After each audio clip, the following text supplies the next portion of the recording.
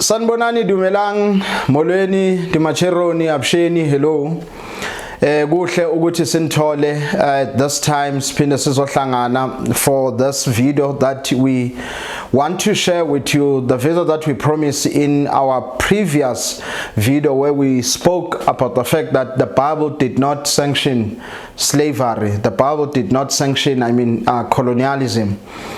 Therefore, there tends to be, many problems, with many people who have critiques, against the Bible, such as, the Old Testament. When you read the Old Testament, where you see the issue of slavery being, embraced.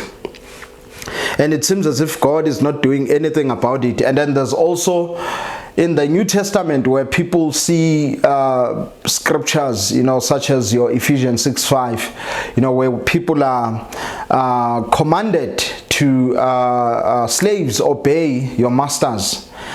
So when people read those type of scriptures and then mixed, especially within the African context, when they read those scriptures and in light of the 500 years, of the slave trade, the European slave trade that took place here in Africa, they then conclude that the entire Bible was in fact for slavery.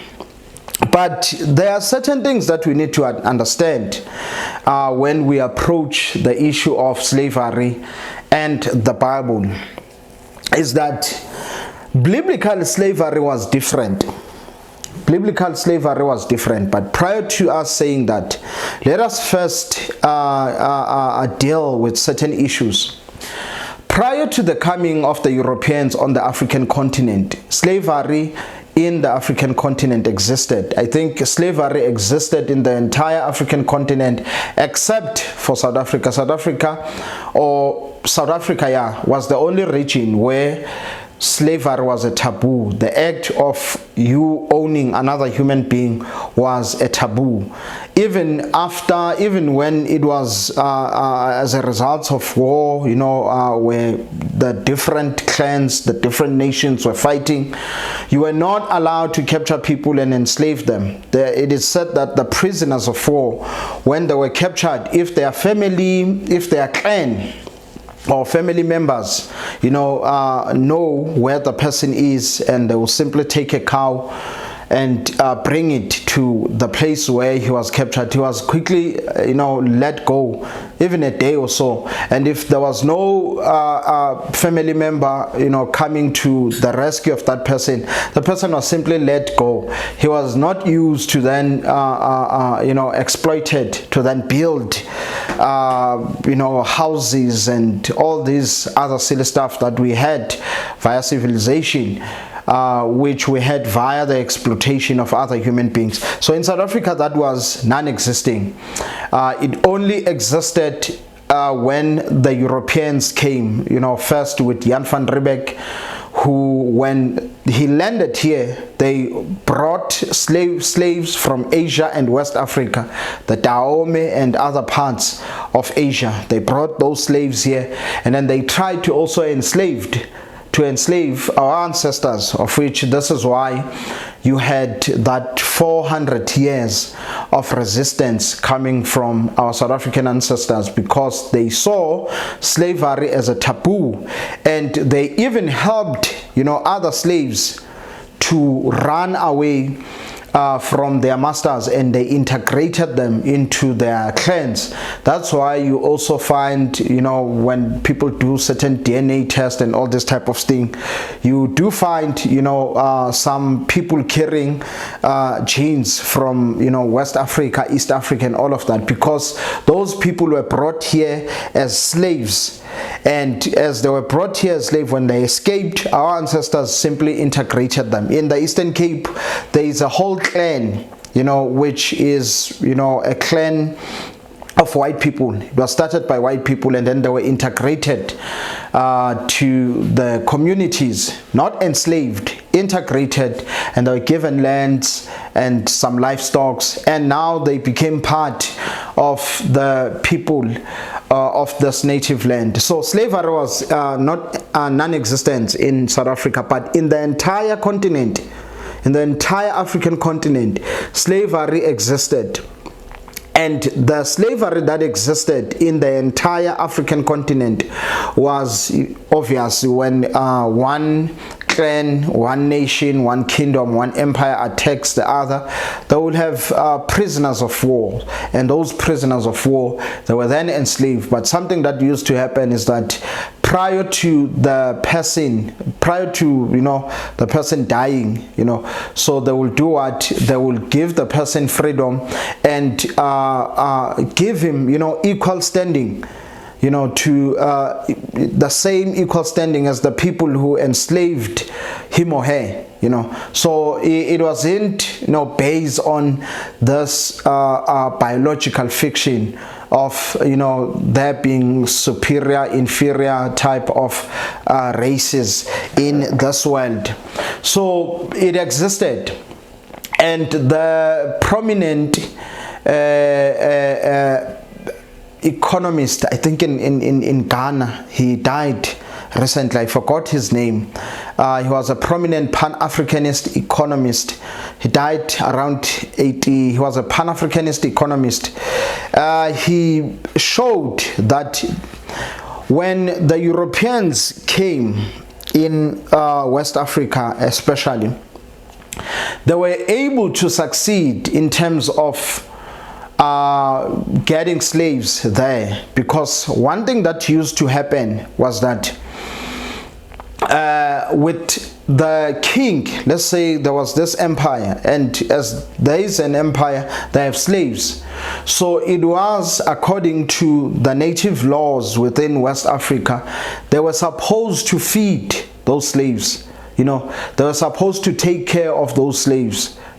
So when and that costed the kings.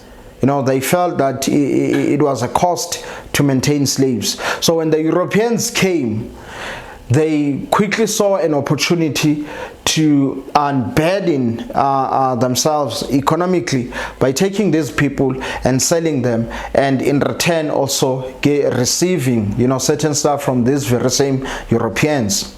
So the Europeans took advantage of that loophole within the native culture, and then started the transatlantic slave trade, which was one of the most horrible atrocity in the history of mankind. Not even the Holocaust come close to what took place in West Africa, Central Africa, East Africa, North Africa, and certain parts of Southern Africa via the Portuguese slave trade, which was so big in Mozambique.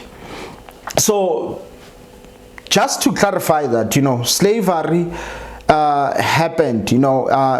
Slavery, was something which was normal among people, even here in Africa, except for South Africa. And even in Europe, the same thing was happening. The Europeans were enslaving each other for millenniums. They were enslaving each other for millenniums, and they were selling each other to slavery for millenniums. For most part, of the biblical, when you look at the Bible, especially the New Testament, when people the New Testament, most part, Europeans were the ones suffering from that type of slavery. Europeans were the most sufferer victims of that type of slavery.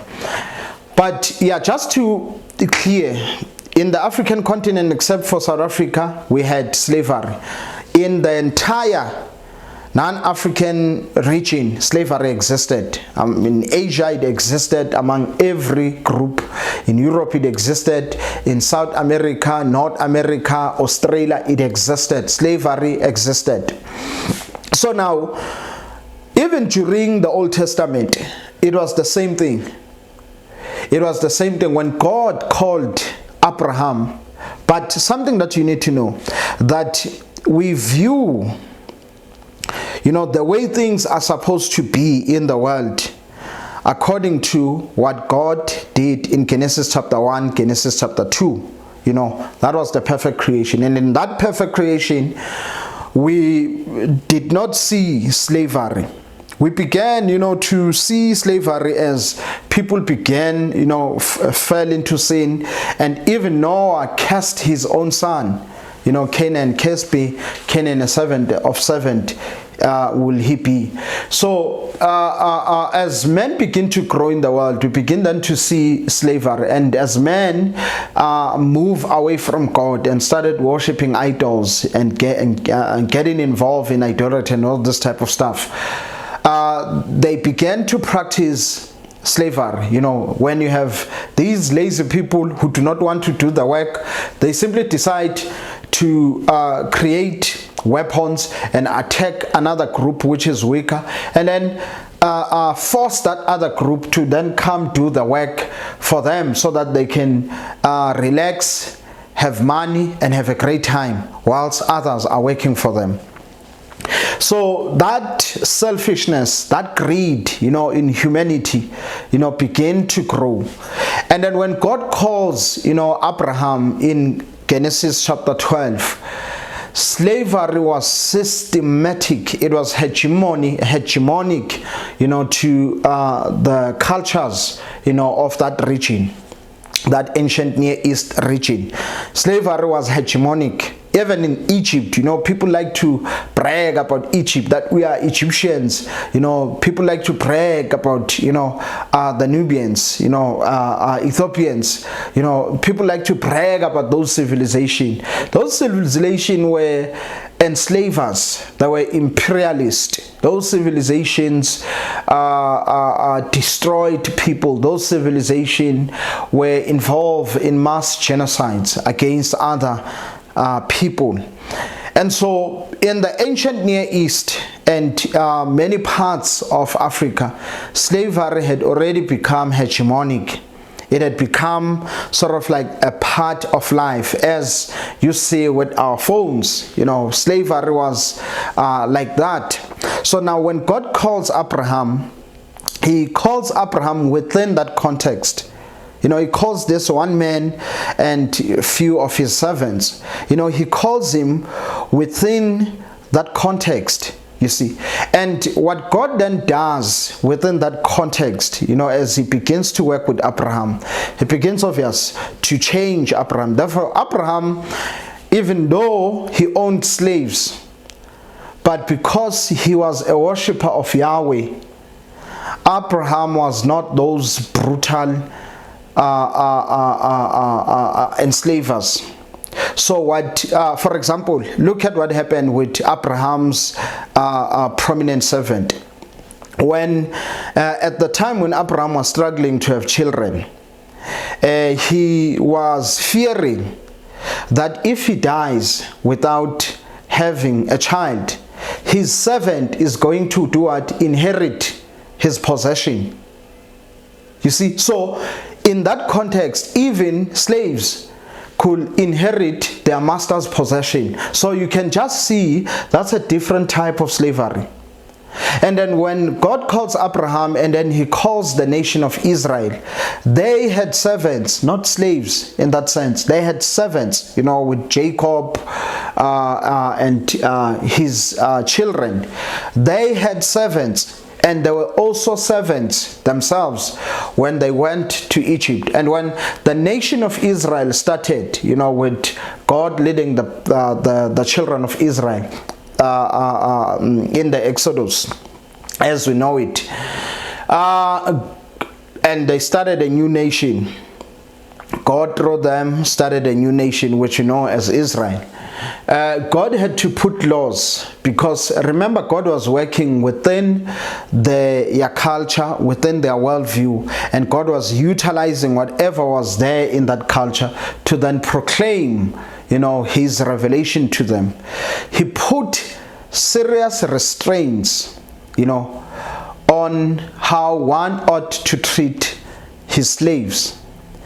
something that is very important, that those who like to criticize the Old Testament, about the issue of slavery, and sort of try to make the slavery that you find in the Old Testament as if it is the same as the European slavery in Africa. Remember that in the Old Testament, the slavery was not based on the fact that the enslaved was inferior. You see, there was that thing. It was not centered on the fact that the Israelites are superior to the people, or the enslaved non-Hebrew, the enslaved Israelite was sort of like inferior to the one who enslaved him or her. This entire system in the Old Testament is not based on racial supremacy.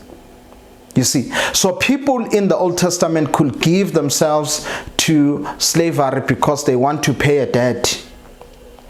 People in the Old Testament could give themselves to slavery because of the issue of poverty.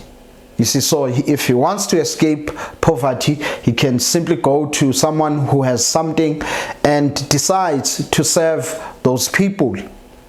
And then there was something, and you do see this in, when you read especially the book of Leviticus, but there was something that was very important in the lives of the Jews. I want us to point so that we can make sure that we do not sort of create equality, with the slavery of the Europeans, the slavery of the Old Testament and the slavery of the Europeans in Africa, where they came and took people and forced them to go do what they themselves could not do. So there was no equality there. Those were not the same thing. Let's read the book of Exodus. If we can go to the book of Exodus, Exodus 21, verses 16. It is just after God had given the law. This is just after God had given the law, where he spoke on the issue of that you must not steal. Do not covet. Do not steal. You see, this was just after God in that he appeared in his beauty in the mountain there, and then he spoke those words, and he gave to the Jews those words, the 10 Commandments. And then in Exodus chapter 21, just after that event, in the mountain, in Exodus chapter 21, verses 16, there is a law here. Moses says, inspired by God, inspired by the Holy Spirit, whoever kidnaps a person, here they don't care whether you are a Jew or a non-Jew, whoever, any person who kidnaps a person, check what will happen to that person.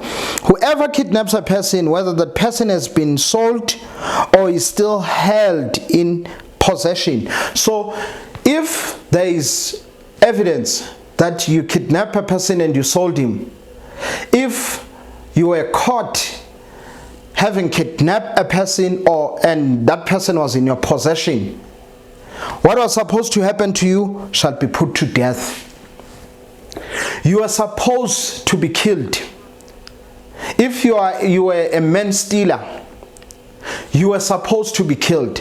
The foundation, the basis of European slavery in Africa is centered on man stealing.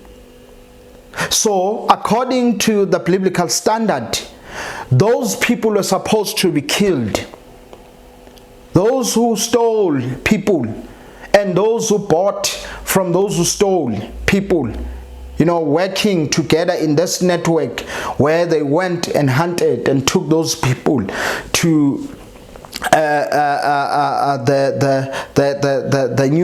new lands and enslaved them there, and also again took ships, fast ships, to go into the region so that they can take those stolen people and then send them to slavery. Those people, according to God's standard, were deserving of death. It begins there. You kidnap someone, you die. The person is found in your possession, you die. You see, so that was the standard of God. And the beauty, this very same verse is also repeated in the New Testament to show that God does not play. He takes this matter very seriously. Very seriously. He speaks to the Apostle Paul, who, by the way, in Ephesians chapter 6:5 said, slave, respect your masters.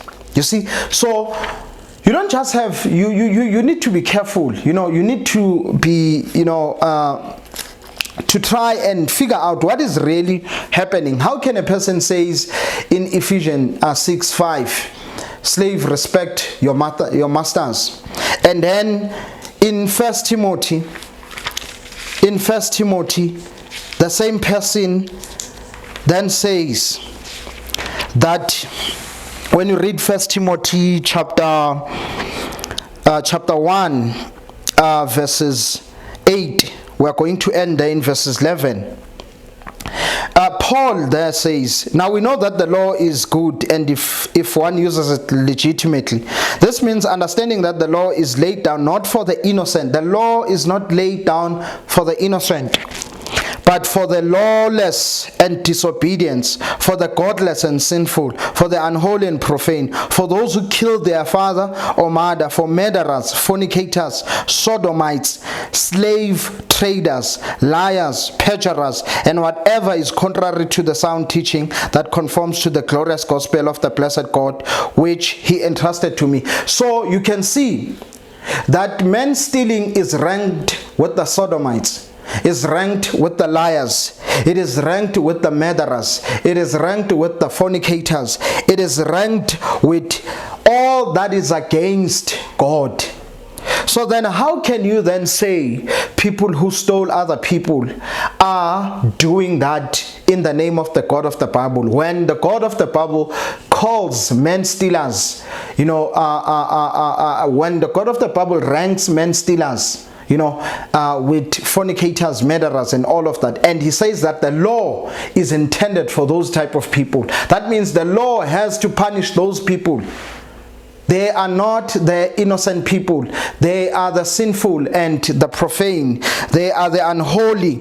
They are the unholy people. They are like those who killed their fathers. They are like murderers. They are like fornicators. They are like sodomites, meaning homosexuals. They are like liars, perjurers, and whatever it is contrary to God and the gospel. So people who are involved in man stealing have nothing to do with God, have nothing to do with the Christian gospel. So now we see that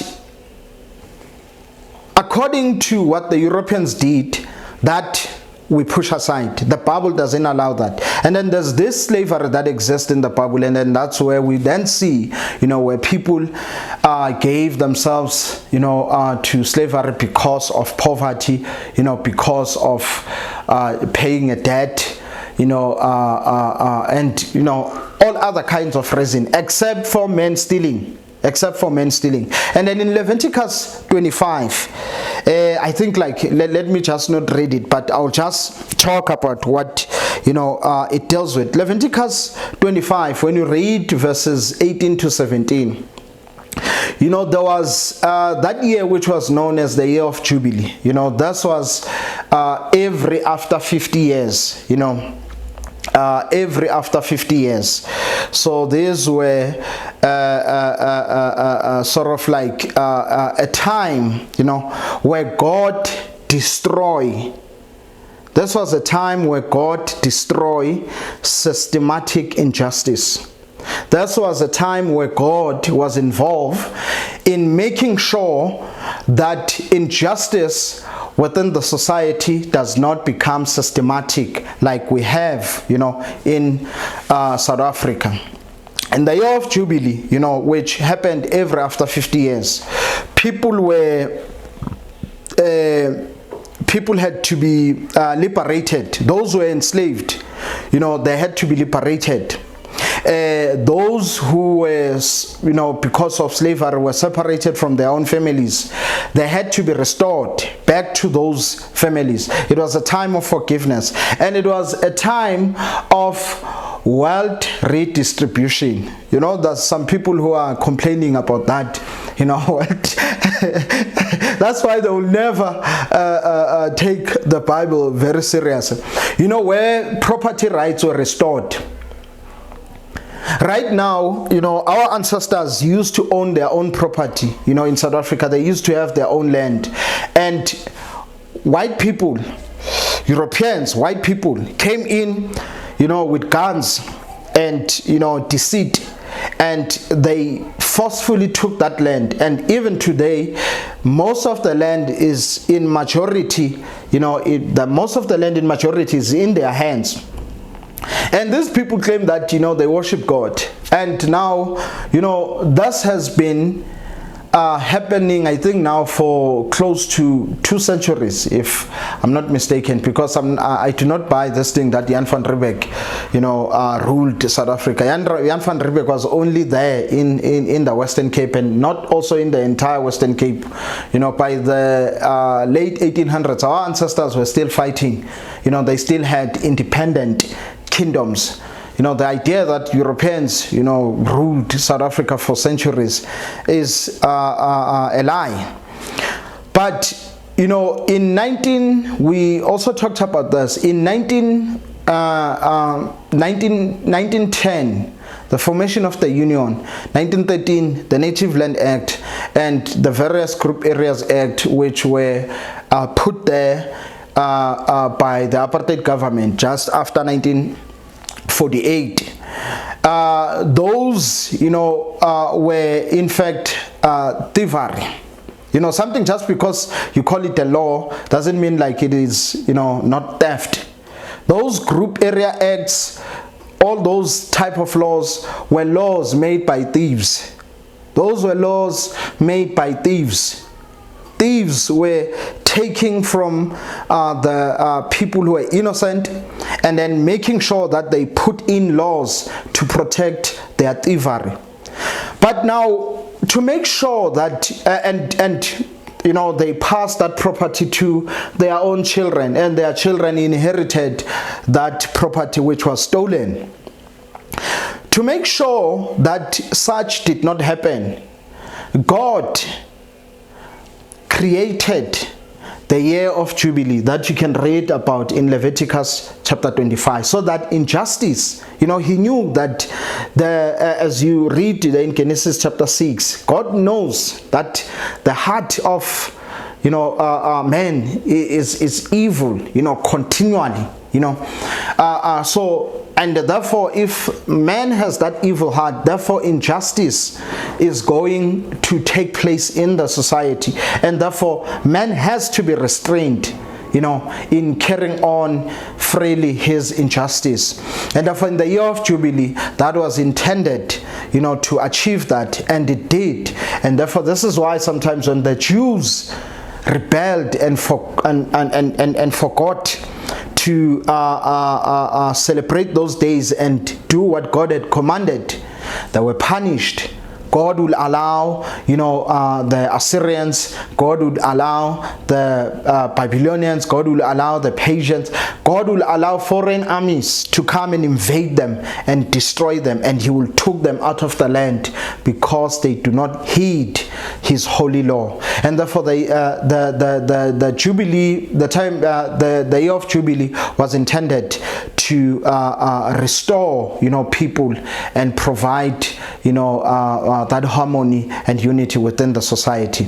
And therefore, so the issue of slavery in the Bible is just not that simple. You need to, it is simply simplistic if you simply say because Ephesians chapter 6:5 says, slave, obey your master. Therefore, that means the Bible is for slavery. You know, Paul uses the word that doulos, bond servant. You know, that is an equivalent to what we now have today as, you know, an employee. You see, thus is an employee. You know, a bond servant was someone who sort of like gave himself to a master for a specific period, just like in the Old Testament, because of debt or poverty, and not forced servitude. You see, so you also see there with the book of Philemon, where Paul talks of those two brothers who were fighting there, and then Paul talks about the other one and says that he ought to receive, you know, the other brother in the Lord. You know, he ought not now to receive him as sort of like a slave, but as a brother in the Lord. You see, so now you do see that the Bible in the entire New Testament undermines it. And this is why even Paul, when you read 1 Corinthians chapter 7, you know, Paul even says that we should not allow ourselves to become slaves, you know, of human beings. You see, so if for those who were enslaved during his time, if there was an opportunity for you to leave. You know, don't allow yourself to be enslaved by human beings. And therefore, and when you do see what we also see there in the New Testament, all the texts about slavery, they were written largely to a white Jewish audience.